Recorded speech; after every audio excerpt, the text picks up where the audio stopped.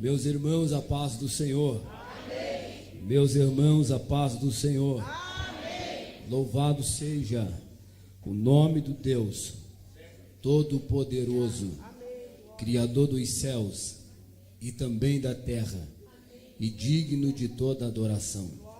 Aproveitando que a mesma está em pé, por gentileza, localize a Bíblia, primeiro livro dos Reis, capítulo de número 19, verso de número 4. Por gentileza, localize a Bíblia, primeiro livro dos Reis, capítulo de número 19, e o verso é o de número 4. Louvado seja o nome do Senhor. Quem encontrou, digam amém. Amém. Diz-nos assim o texto: e ele se foi ao deserto, caminho de um dia, e veio e assentou-se debaixo de um zimbro, e ali dentro do seu ânimo pediu a morte. E ele lhe disse: já basta, ó Senhor, toma agora minha vida, pois não sou melhor do que os meus pais. Deitou e dormiu debaixo do zimbro, e eis que então um anjo lhe tocou e lhe disse: levanta, vem e come. Amém? Se assente, por gentileza. Eu quero pregar hoje sobre um profeta em crise. Quero louvar ao Senhor por essa riquíssima oportunidade dada através do eterno Deus, através da diretoria dos nossos pastores. Pastor Alex, pelo convite, muito obrigado, Deus abençoe. É sempre um prazer servir a minha casa. Louvar a Deus pelos meus pastores presidentes e também a toda a sede, a todos os companheiros de trabalho, a igreja na mesma. Que Deus vos abençoe. Eu trago um abraço da congregação do Coapar a toda a igreja, a especial da minha esposa. Não conseguiu estar, um sai, o outro fica. Eu saio, ela fica, ela sai, eu fico. Nós trabalhamos assim. Nós trabalhamos. Nós não deixamos a igreja só. Um sai e o outro fica, pastor Paulo. Nós trabalhamos assim. Ela ficou, mas queria estar. Eu falei: fica lá, dá atenção, cuida. Acaba o culto, eu pico a mula para lá buscar você e os filhos, né? Agora é os filhos. Glória a Deus. Queridos, quem me ouve, diga amém. Eu quero pregar sobre um profeta em crise. Eu quero falar sobre um profeta em crise. Notamos algo interessante, que no nosso período contemporâneo, os nossos períodos de hoje, dos dias de hoje, não é saudosismo, mas eu venho à memória alguns dias trabalhando algo em meu coração e buscando algo no meu coração, estudando a Deus, e Deus me fez lembrar dos profetas e as profecias de antigamente. Eu comecei a meditar em alguns livros e na própria Bíblia, e me veio à memória de alguns anos atrás, quando a profecia, que é o ato de Deus falar com a sua igreja, não através da exposição temática da Bíblia, mas na ocasião usar os seus servos para serem instrumentos nas suas mãos em voz profética. Como disse, não sou saudosista, não vivo de passado, mas me trouxe à memória quando isso era mais notório, isso era mais normal. No meio dos nossos cultos, no meio das nossas reuniões, o profeta se levantara, a profecia acontecera. E isso trazia sobre a igreja um nível espiritual, não que maior, mas fazia com que o ambiente melhorasse. O ambiente ficava bom, gostoso. Isso é bíblico, mas dentro da minha observação bíblica, eu notei que Deus sempre teve as suas maneiras de falar e Ele nunca errou, e Ele sempre usou o profeta no período certo, na hora certa, no momento certo. Dentro do período da monarquia de Israel, o período dos reis, o período monárquico, em que a ação governamental já não está mais dirigida por Deus, ela não é mais teocrática. O homem que governa, não é Deus mais que está no controle, mas é o homem que está dentro do controle dos cuidados da nação, está dentro dos cuidados dos conceitos religiosos, também administrativos. E os reis eram levantados, os monarcas eram levantados para serem voz ativa mediante a um povo necessitado de alguém que falasse por eles, que liderasse, que agisse por eles. Nesse mesmo episódio nós vamos ver que dentro da monarquia, os reis sendo levantados por mãos humanas, mas também dentro de uma autoridade divina, Deus também estabeleceu outra classe de homens que foram uma instrumentalidade de Deus, por que não dizermos os sacerdotes. O povo vinha, trazia as petições ao sacerdote, o sacerdote entrava no templo, lavava suas mãos, trocava suas vestes, sacrificava o incenso e colocava diante de Deus a petição do povo. E Deus dos céus ouvia a necessidade daqueles que o buscavam. Mas Deus tinha uma terceira classe, e era a classe dos profetas.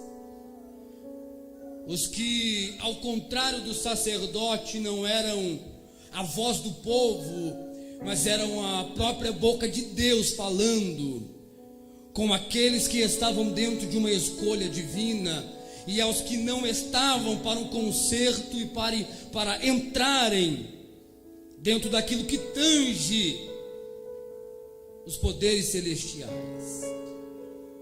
Veja bem que quando há uma divisão das tribos, tribo do norte, tribo do sul, os filhos de Jacó compõem as tribos, mas na divisão das tribos nós vamos ver que houve uma necessidade, e a necessidade ela é clara, sucinta.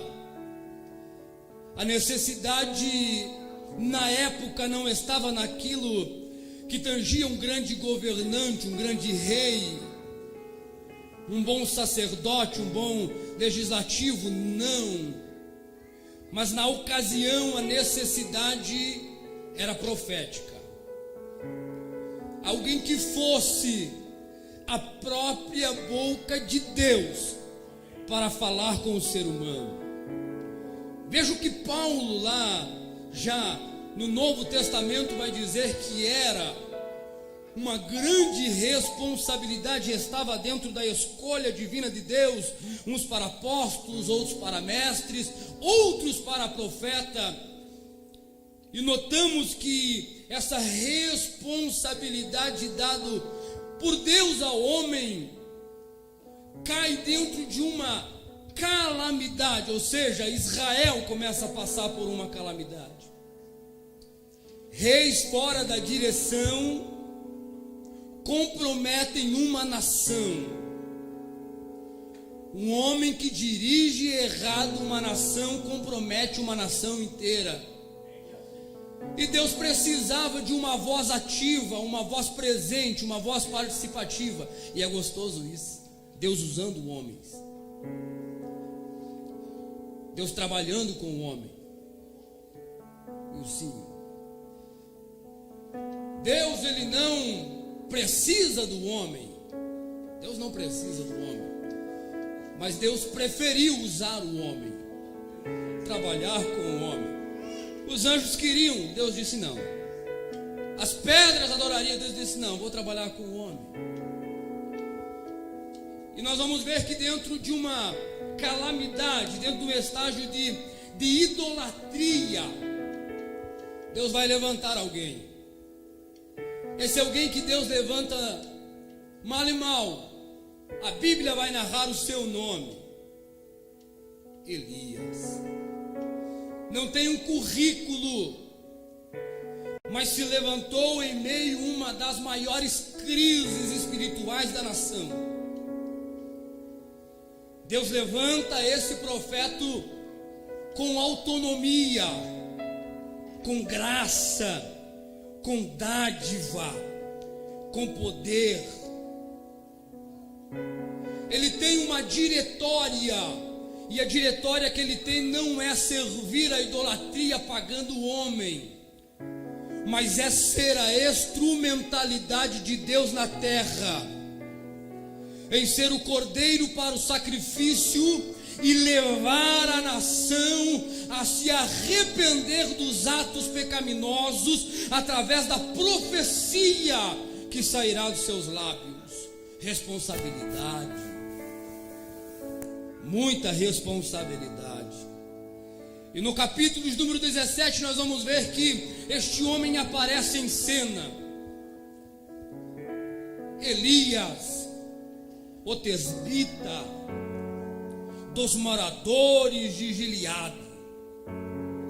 Veja que quando ele aparece no capítulo de número 17, ele já aparece dentro da visão humana, de frente a uma potência da época, Acabe e a sua esposa Jezabel. Os pagãos da época, os adoradores ao Deus da fertilidade, chamado Baal. Ele levanta com voz ativa, e ele tem algo que vem dentro do seu direcionamento, mas que agrada aos céus. Ele tem uma profecia, mas essa profecia não é divina, irmã. Não é divina. A Bíblia narra nós dizendo que ele vem de encontro a Acabe, coloca em pauta dizendo ao Deus o qual ele serve, o Deus o qual vive, cuja face ele está, e ele lança uma profecia dizendo: ei, não vai chover por um período de tempo, por um período de tempo não vai haver chuva. A profecia que sai dos lábios de Elias não é uma profecia orientada por Deus, mas é uma profecia que sai do coração de Elias e que Deus assina com caneta de ouro embaixo. Vamos lá. A profecia não é contra Acabe nem contra Jezabel. A profecia que sai dos lábios de Elias, ela não é uma profecia pessoal, não. Ela é uma profecia contra uma estátua, contra um Deus mentiroso, contra esse Deus da fertilidade chamado Baal. E quando Elias se apresenta a Acabe e Jezabel, ele diz: primeiro, vive o Senhor; segundo, cuja presença eu estou. Ou seja, eu estou profetizando de mim, mas tenho certeza que os céus estão me observando. A profecia contra a idolatria, contra o paganismo da época, e isso agradou a Deus, isso agradou ao Senhor. A profecia que saiu dos lábios de Elias fez com que Deus se agradasse disso. E chuva não caiu mesmo sobre a terra por 3 anos e 6 meses. E eu começo a pregar. A profecia direcionada, independente seja o profeta, ela sempre vai ter uma direção. Seja ela contra o pecado, seja ela contra as circunstâncias, seja ela contra os momentos, seja ela contra as adversidades. A profecia que Deus orienta, ou a profecia que sai, Deus assina com caneta de ouro embaixo, seja ela para um arrependimento, ou seja ela para uma edificação, ela é profecia. E glorioso é quando o profeta se levanta e diz: ei, assim diz o Senhor dos exércitos. Aquelas fases difíceis que nós passamos, que só Jesus na causa, parece que os céus fechou, Deus não escuta, Deus não está ouvindo, Deus está em silêncio, e daqui a pouco se levanta a irmãzinha, o irmão, o pregador, e diz: assim diz o Senhor, e traz um acalento para a alma. Quando Elias profetizou contra a idolatria do Deus Baal, o Deus da fertilidade, a palavra que veio para Elias é essa: agora que você profetizou, pica a mula, vai embora, se esconda. Ou para onde? Tem um lugarzinho chamado Querite, está na fronteira com o Jordão, fica lá. O ribeiro servirá para você de mantimento, para você saciar a sede. E enquanto você ficar lá, eu vou cuidar de você.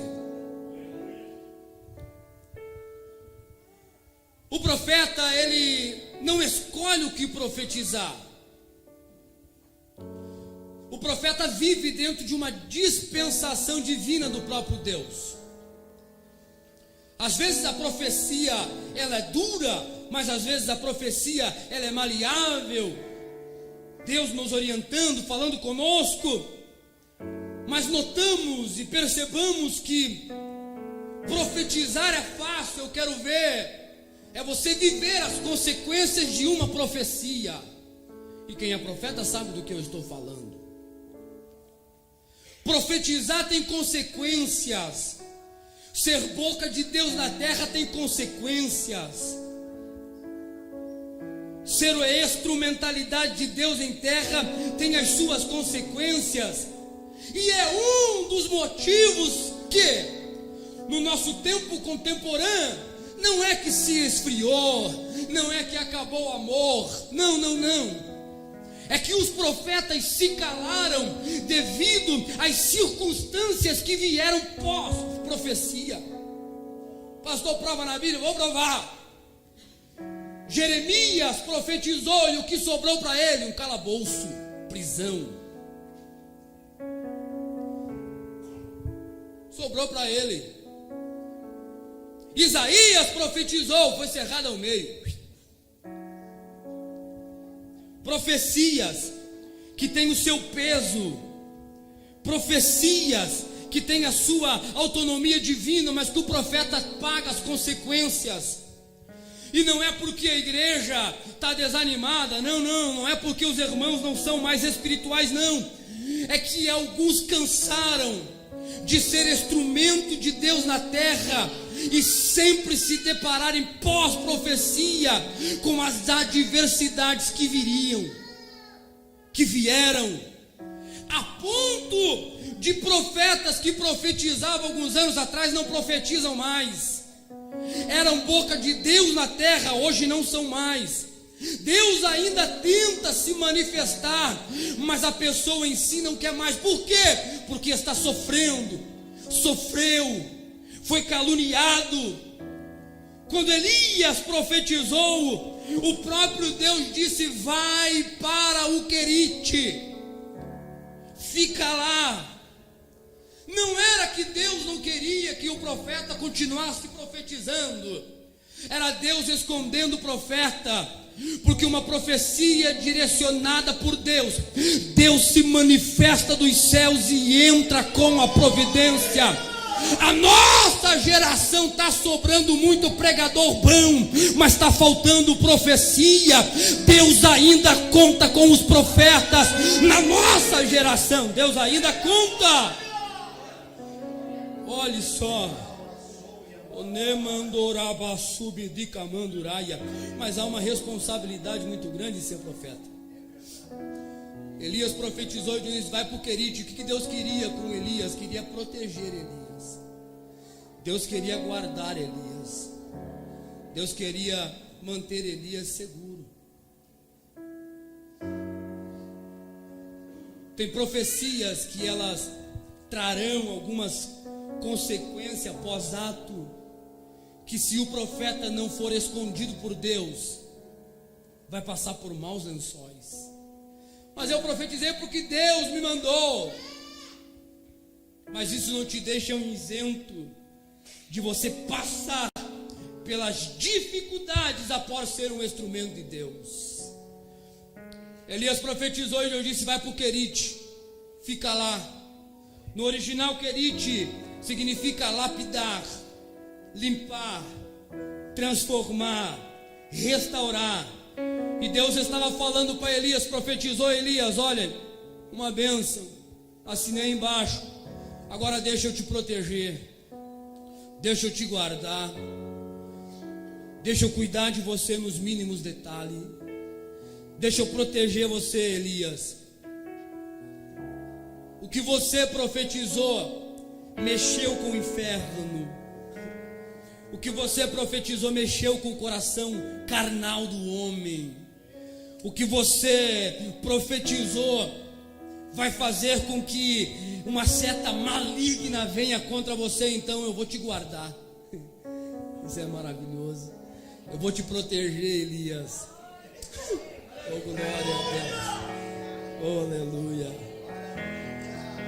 Elias profetizou e eu gostei, Elias, mas agora eu vou te guardar. O peso que está sobre você é grande, pesado. A profecia que você profetizou e eu gostei, no inferno mexeu. E tem diabo furioso contra você. Por quê? Por quê? Porque em terra nós somos instrumentos de Deus, e o diabo precisa entender isso. Oremandarabaia. Pastor, mas eu não faço nada, só vou no culto. Se você está aqui é porque um propósito tem. Deus tem algo contigo nessa terra, seja para cantar, seja para pregar, seja para profetizar, independente seja. Se está aqui é porque Deus tem um propósito contigo, e o inferno fica doido com isso. Veja bem, tomara que aqui. O diabo fica furioso, dá uma cutucadinha em Jezabel e acaba dizendo: mas quem é esse? Quem é esse que profetiza contra nós? Quem é esse? Quem é esse que se levanta para profetizar contra nós? E Deus guardando Elias, Deus protegendo Elias. A melhor coisa que tem é estar dentro da proteção divina, estar dentro dos cuidados soberanos. A melhor coisa que tem é você ser um instrumento de Deus na terra, mas saber que em meio às circunstâncias que virão contra, Deus vai achar um jeitinho, uma forma de te manter protegido, de te manter guardado. Deixa eu profetizar, por gentileza, senhores e senhoras. Parou de profetizar, por quê? Porque está com medo. Parou de ser boca de Deus, por quê? Porque desanimou. O mesmo Deus que te chamou, Ele te guarda, Ele te protege. Obreiro, começa a profetizar de novo, começa a ser ferramenta nas mãos de Deus de novo. Deus se encarrega do cuidado. Deus se encarrega do cuidado. Elias vai para o Querite. No Querite é Deus cuidando de Elias. Por quê? Porque o profeta, no direcionamento de Deus, Deus cuida. E cuida nos mínimos detalhes. No Querite é um ribeiro. Repita comigo, um ribeiro. Repita comigo, um ribeiro. Ribeiro. Antigamente nós chamava de córrego. Como é que era, pastor? Você lembra? Córrego, né? Nós chamávamos de córrego. Lá no interior do Paraná nós chamava de córrego. Nós pegava muito lambarizinho nos córregos. Pastor, nós temos muito lambarinho nos córregos. Era maravilhoso.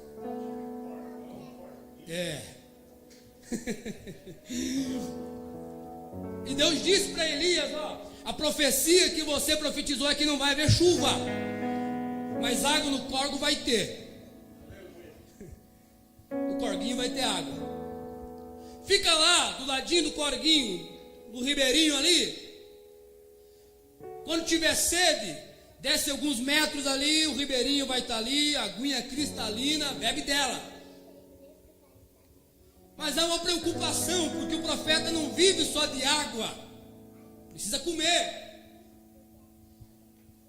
E o profeta, quando profetiza o que Deus quer, o que Deus manda, e está dentro do cuidado de Deus, Deus cuida nos mínimos detalhes. Maravilha! Glória a Deus! O profeta, oh aleluia, com certeza, né? O profeta precisa comer. E aí eu me apaixono com isso. Por quê? Porque Deus, além de falar com o ser humano, e o ser humano ser sensível à voz, os animais, as aves são expertos a ouvir a voz do soberano Deus. Primeiro que eu nem sabia que corvo tinha ouvido. Isso é nova para mim. Corvo ouvia. Quando Deus envia o profeta para o Querite, Deus está dizendo: te cuidarei lá, te manterei cuidado, vou te dar água, você vai beber do ribeiro, mas quando você tiver fome, em 2 horários de dia, um de manhã e um de noite, já sussurrei no vidinho de um corvo. Não é o que você quer comer talvez, mas pão e também carne não vai faltar para você, porque eu te alimentarei. Oh, glória a Deus. Deixa eu pregar um pouquinho mais, que eu ainda tenho tempo. Profetizar aquilo que Deus quer não deixa isento de sofrer, mas te dá respaldo de Deus cuidar de você nos mínimos detalhes. Aí, pastor, eu não prego mais, eu não profetizo mais, eu não quero mais trabalhar. Pastor, eu trabalho, eu faço, profetizo, mas é uma luta atrás da outra. Deus não deixou você isento dessas provações. Ele só disse: continue pregando, continue profetizando, continue fazendo a minha obra e deixe que eu me encarrego do resto. Vamos lá, prova disso, pandemia. A pandemia veio, assolou, perdimos muitos. Em saudosa memória falo por todos. Perdimos amigos, perdimos. Mas me diga quando que você abriu o teu armário e não tinha 1 quilinho de arroz, feijãozinho, macarrão, uma carninha. Faltou? Não faltou, porque Deus cuidou de você. Não faltou por quê? Porque Deus estava cuidando de você. Pastor, faltou trabalho. Não faltou trabalho, a porta estava aberta, continuou trabalhando. Redução de salário, alguns sim, mas Deus não deixou faltar o pão, o alimento, o sustento, a provisão. Escute bem, quando Deus esconde o profeta, não é para a morte, é para que o profeta entenda que está dentro do cuidado de Deus é melhor do que estar à mercê dessas coisas terrenas. Continue profetizando aquilo que Deus te deu e deixa que Deus se encarrega do restante. Parou de profetizar por quê? O corvo escuta. Vamos lá. O corvo está voandinho. Daqui a pouquinho ele escuta uma voz que entoa lá no céu. A voz é essa: corvo, vou te dar um endereço. Vai lá no Oriente, que está no Jordão, parte superior. Lá você vai encontrar um senhorzinho, porque diz alguns estudiosos que a maioria dos profetas veterotestamentários era carequinha, né? Imagina Deus falando com o povo, tu vai encontrar um senhorzinho lá, desprovido de pouco cabelo, tá lá. A roupa dele é como se fosse uma capa. Pode estar meio sujinha a roupinha dele, mas ele está lá. No Oriente com o Jordão, pertinho de um ribeiro, de um córrego com água. Quando se chegar lá, não precisa conversar com ele não, tá bom? Só chega lá e coloque 2 ingredientes na mesa dele. Primeiro, coloque pão. Segundo, coloque um pedacinho de carne. Quantas vezes por dia? O suficiente, de manhã e à tarde. Glória a Deus. Deus cuidando do profeta, para quê? Para que o profeta não calasse a sua voz e continuasse sendo voz profética. Porque profeta é profeta e acabou, não muda isso. Uma vez profeta, sempre profeta. Não tem mudança de identidade. Deus escolheu e ponto final, acabou-se. Se está na escolha divina, o inferno não precisa bater por retirada, tirar as potestades do ar e aceitar que Deus levantou você para ser instrumento e boca dele nessa terra e acabou. Pastor, mas eu estou cansado, mas continue profetizando que Deus vai ser o teu descanso. Vai faltar alguma coisa na minha casa? Não vai, Deus será a tua provisão. Oh, glória a Deus. Não é porque está no querite que vai passar fome ou vai passar sede. Todos os dias o povo no deserto tinha maná, e se guardasse para outro dia ia estragar. Era Deus dizendo: continue no trajeto que eu tenho para vocês, e eu continuarei sendo o provedor diário para vocês. O que não pode é começar a virar para trás, querer olhar para trás, olhar para o Egito. Continue se alimentando com maná todo dia, porque a terra que mana leite e mel é logo ali. Mas não pare! Não pare de profetizar, não pare! Deus está cuidando de tudo. Deus está cuidando de todas as coisas. Deus está cuidando nos mínimos detalhes. Talvez olharam para você e disseram: essa pandemia acabou-se, mas foi nessa pandemia que Deus queria te usar e você fechou o coração. Deus queria te usar e você não quis ser instrumento das mãos dele. Há consequências de quando você profetiza, e há consequências quando Deus quer te usar e você não deixa ser instrumentalidade dele. Por favor, não estamos mais para brincar, não. Jesus está voltando. Daqui a pouco a trombeta sua, Jesus brada da glória, e nós vamos para lá, mas continue aqui fazendo aquilo que ele te chamou. Elias, carne e pão. Você de fome não vai morrer. Você vai comer pão e você vai comer carne. Beba do ribeiro, tome água do ribeiro. Os corvos vão te alimentar. Mas o profeta, em meio aquilo que Deus tem lhe proporcionado, chega uma fase em que a provisão divina acaba. Elias desce ao ribeiro e encontra o ribeiro seco. Quando Elias se depara com o ribeiro seco, Elias, como eu diria, cadê a provisão?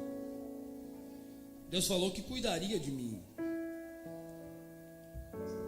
A realidade hoje futura é que nós profetizamos por aquilo que Deus tem a nos dar em troca, e não pelo desejo de ser o instrumento nas suas mãos. profetizar tendo a abastança da provisão é fácil. Eu quero ver agora a ficha cair, você descer no ribeiro e notar que não há mais água, mas você ainda continua com a identidade profética.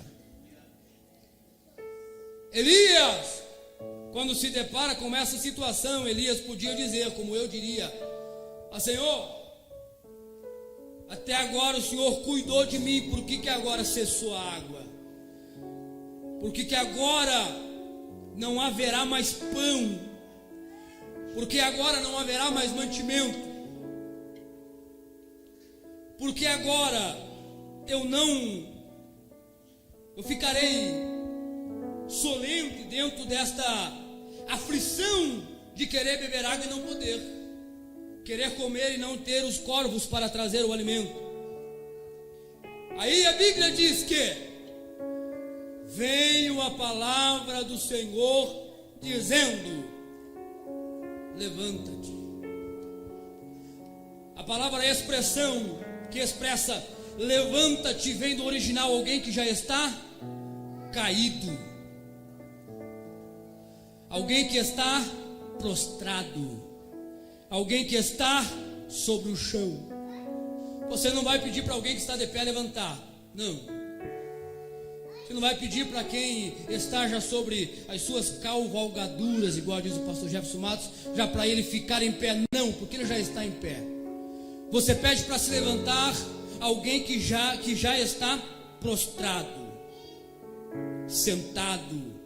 Na expressão nós vamos ver que o próprio Deus pede para que ele se levante, ou seja, no original Deus está pedindo: se posicione, se coloque de pé, estufe o peito. O que eu tenho para você ainda não acabou, ainda tem continuação. Não vai morrer no meio desse ribeiro seco, não vai. Deus usa de provisões para fazer com que o profeta não pare, não desanime, não se cale. Deus vai dizer: se levanta, fica em pé. Vou te passar uma outra localização, Serepta, que está em Sidom. Lá vai ter uma aldeia, e lá vai ter uma mulher que é desprovida de marido, viúva. Vai para lá. Veja bem, a profecia anterior é contra a idolatria de Israel. Agora Deus pede para que Elias se levante, se posicione, tome posicionamento e vá para uma aldeia abandonada, Sarepta, região de Sidom. Porque lá, alguém desprovido de esposo, que não tem marido, que está à beira da morte, que não tem o que comer, e Deus dá uma ordem a Elias dizendo: o teu tempo no Querite acabou, já te escondi, agora vai para um lugar onde você vai ser notado. E Deus trabalha com o profeta dessa forma. Deus usa o profeta dessa forma. Deus dá ordem a Elias: vai para esta região, Sarepta, tem uma viúva lá. E quando você chegar lá, pede para ela alguma coisa para comer, para beber. Por quê? Porque Deus viu a aflição de Elias quando o ribeiro secou. Mas a onipotência e a onisciência de Deus vai além, que Deus já havia observado dos céus que tinha alguém que precisava mais que ele. Vou encerrar. Sabe por que Deus te levantou? Deus não errou quando olhou para você. Deus não se enganou quando te escolheu. Porque a profecia que sai da sua boca, talvez para você não seja algo de importância, mas para alguém que está ouvindo, é tudo aquilo que ela queria ouvir da parte de Deus. Deus olhou dos céus e disse: tem alguém que precisa, vai para lá. Através de você eu vou abençoar alguém. Escute bem, profeta, para me encerrar. Na escolha de Deus você não é engano. Na escolha de Deus você é ferramenta, e Deus vai te usar nessa terra. Fica em pé. Urimandurabasubidibicamanduraia. Encerro. Urimandorabaia. Encerro. Deus conta contigo, profeta, nesta geração. Deus conta contigo, profeta, para esta geração. Deus conta contigo. É você que Deus quer usar nesses últimos dias.